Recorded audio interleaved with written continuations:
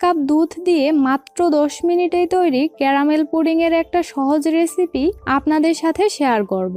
অনেকেই অভিযোগ করেন পুডিং বানালে নাকি ঠিকমতো জমে না, আবার জমলেও সেটা ছিদ্র হয়ে যায়। তাছাড়া ক্যারামেল তৈরিতেও নানা ধরনের সমস্যা হয়।